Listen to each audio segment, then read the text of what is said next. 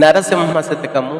వసుధాస్థలంబున వర్ణహీనుడుగాని బహుళ దురాచార పరుడుగాని తడిపికా చెయ్యని ధర్మశూన్యుడుగాని చదువు లేదను మూఢజనుడుగాని సకల మానవులు మెచ్చని కృతజ్ఞుడుగాని చూడ సంపును లేని సుంటగాని అప్రతిష్టలకు లోనైన దీనుడుగాని మొదటికే మెరుగని మోటుగాని ప్రతిదినము నీదు భజన బరగునట్టి వానికే వంక లేదయ్య వచ్చు ముక్తి భూషణ వికాస శ్రీధర్మపుర నివాస దుష్ట సంహార నరసింహ దురిత దూరా.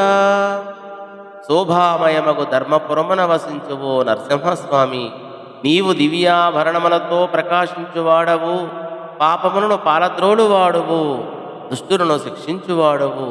తండ్రి, ఈ లోకములో కులహీనుడైనా దురాచారవంతుడైనా పైసా ధర్మం చేయని ధర్మశూన్యుడైనా లోభి అయినా చదువురాని మూర్ఖుడైనా మానవులు మెచ్చని కృతజ్ఞుడైనా చూడసొంపులేని ముద్దు అయినా అప్రతిష్టల పాలైనా దీనుడైనా ఏమీ తెలియని మోటువాడైనా ప్రతిదినము నిన్ను సేవించువానికి ఏ విధమైన లోటు ఉండదు, ముక్తి అతనికి ముంగిట నిలుస్తుంది అని ఈ పద్య భావం.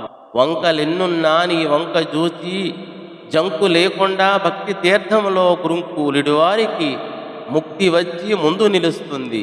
నీ అండ దొరికితే పండనిదేముంటుంది, రొట్టి విరిగి నీతిలో పడ్డట్టు అని ఈ పద్య భావం. ధన్యవాదములు.